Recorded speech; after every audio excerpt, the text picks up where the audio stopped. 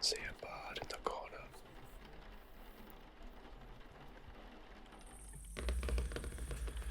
Hi everyone, it's Bardic Whispers here, and today I'm going to create a villain or a BBG, for one of my campaigns.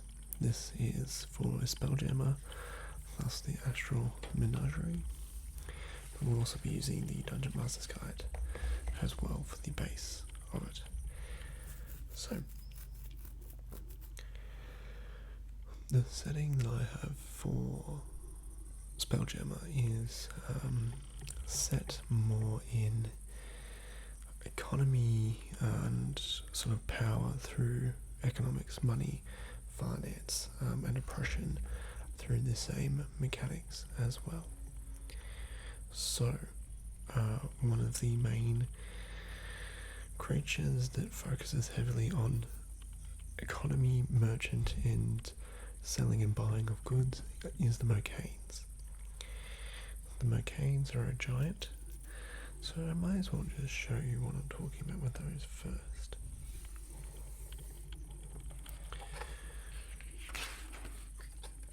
The Mercanes essentially finance or run the entire banking system of the Rock of Bral in my campaign, but I have no major bosses or anything. The main challenge is debt and everything that is related to that. So let's just have a quick look.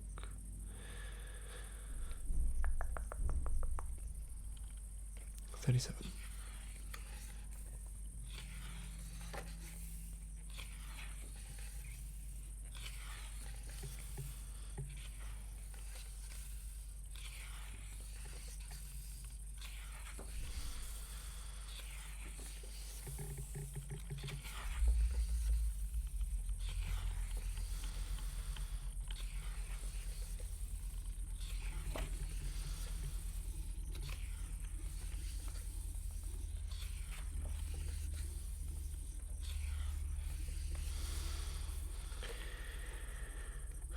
So the Mercanes are merchants who trade primarily magic items and advanced technology.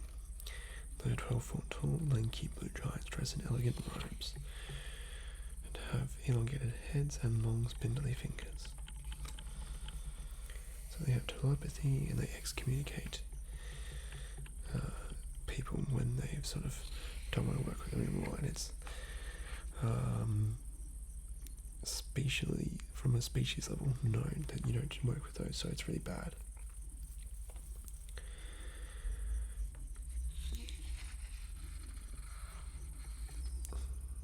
A Mercane has 3 attacks: Psi Imbued Blade, slashing damage 2d6. Its creature must succeed a 15 Wisdom saving throw, or be frightened of the Mercane until the target's next turn. The Mercane casts one of the following spells, requiring no spell commands, using intelligence as a spellcaster ability: Dimension Door, Invisibility, and Mage Armor on itself. Now that's the base elements of this. So let me just slide these across and just start spinning up some of these things. So now there were some interesting mechanics that I will implement as well.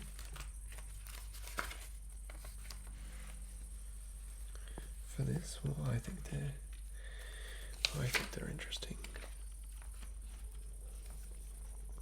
So let's just start this.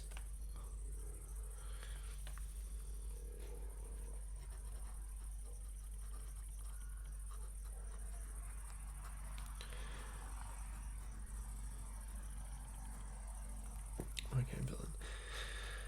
We're going to my class equaling 16 base, but that will change. Hit points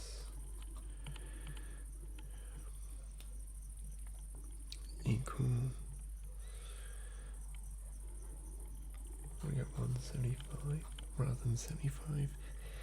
Needs a little bit of health. And then strength, dex, constitution, intelligence, wisdom, and charisma. +2, +3, +4, +2, +0, and +3. It's quite strong. And they have their attacks and everything. Now,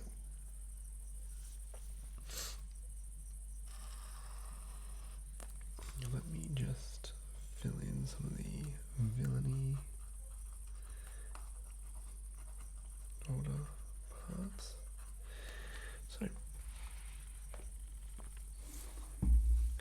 let's go to our villain page.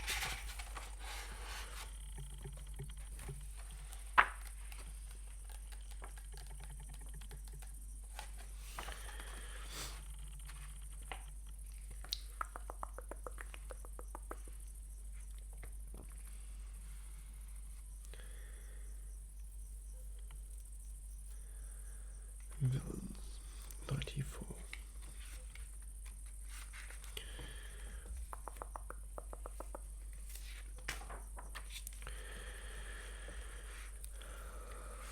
Let's just have a look.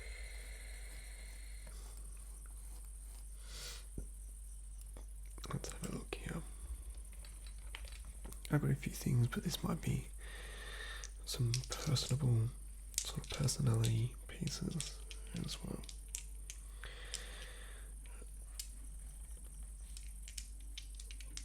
So let's look at the villains in a second, but we've got influence.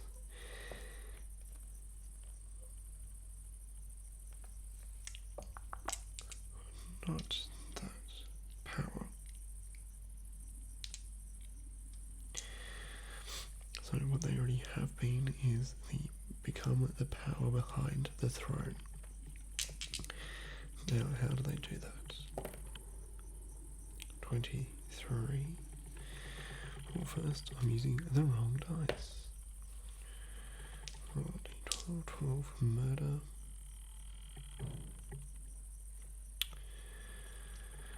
And roll a d10.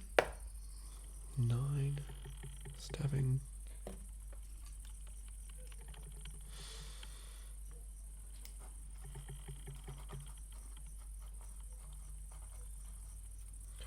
There's a backstabber. 3.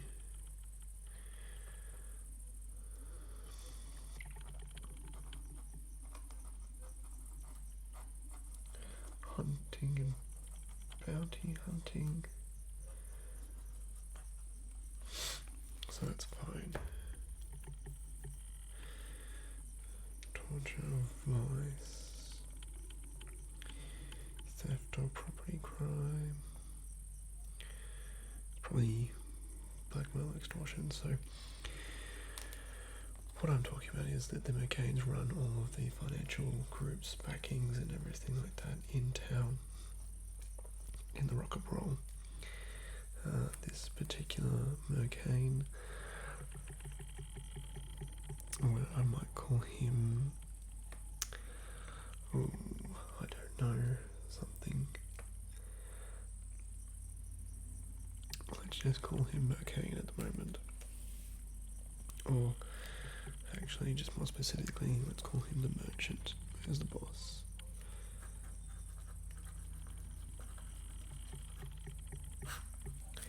He's the Merchant. That's good. Slightly menacing and everything, that's fine. So, where this sort of comes into is initially the party doesn't know this person exists or doesn't know this leader. They're essentially the CEO of the Mercane group, and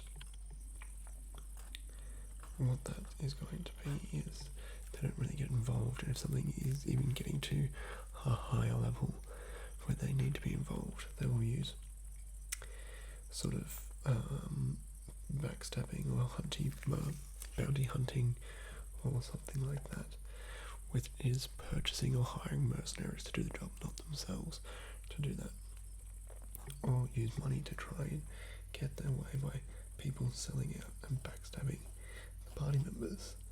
So they might not actually be involved with this person for quite some time. Now, in my campaign at the moment they are 100,000 gold pieces in debt, and they are working for the Mercanes to procure, as a procurement team, various magical items through missions and jobs and stuff. Each challenge rating for each job has a dungeon hold roll, and then they can try and keep the items as they find them or sell them to the Mercanes. Now, the difficulty bit of that is there's a lot of sleight of hand and deceptions that need to happen. So when the group comes back into port, they need to declare what work or what they've found, and they need to run deception checks at that stage for them to be reviewed. And this is where this interesting bit is. So if they're unable to hide, or they voluntarily give over these items, when they finally decide to fight the merchant will actually have all of those items that they have relinquished or had been taken or had sold to them. So if they, find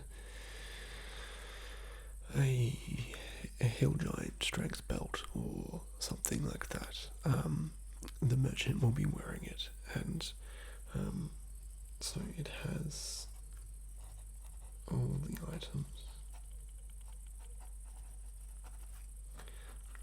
that the party gives or sells. I'll be using them against them. So, and that is its normal attacks. So I would say it has 2 attacks, which would be, one will be a spell attack for the spells a day, the other will be weapon attack,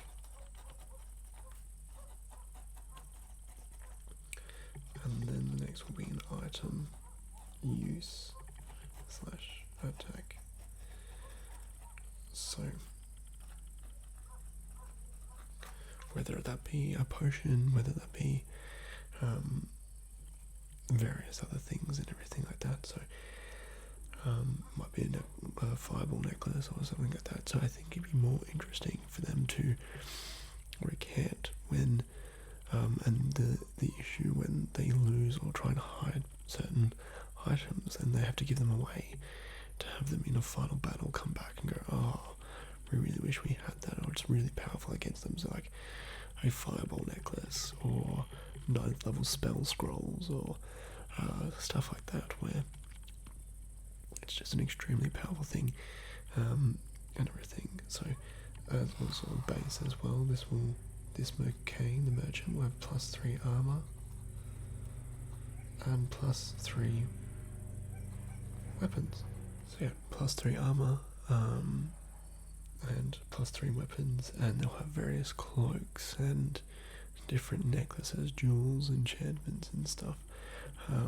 And we're not going to worry about attunement. They're just going to be able to use all of them. And it's just going to be this crazy battle with just so much items. So basically they've just got all of the kit, but none of the skill. But the kit is at least very powerful. So yeah, it's a bit of an interesting little one there.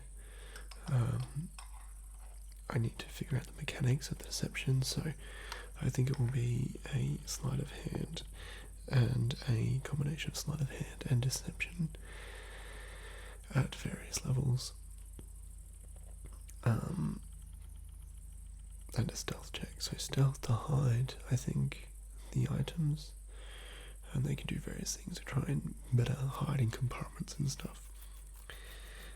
Sleight of hand.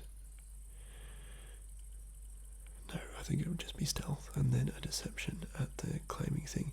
But these will be very high deceptions, like potentially 20s, or maybe 25s. And maybe that's on a sliding scale, so if they have really good items or a lot of items, it's harder to hide that. And with the amount of money that they need to pay back in a 60-day period as well, it's really interesting. Like, they need to give the items away to get them out of the debt, but also they want to keep those items for themselves to make sure it's their adventuring and stuff. So there'll be a little bit of back and forth on exactly how that works. So still very much in the infancy stages, but I think it's a really interesting dynamic to sort of work through. Yeah. Okay, everyone. Thank you for listening, and enjoy your long rest. Bye, everyone.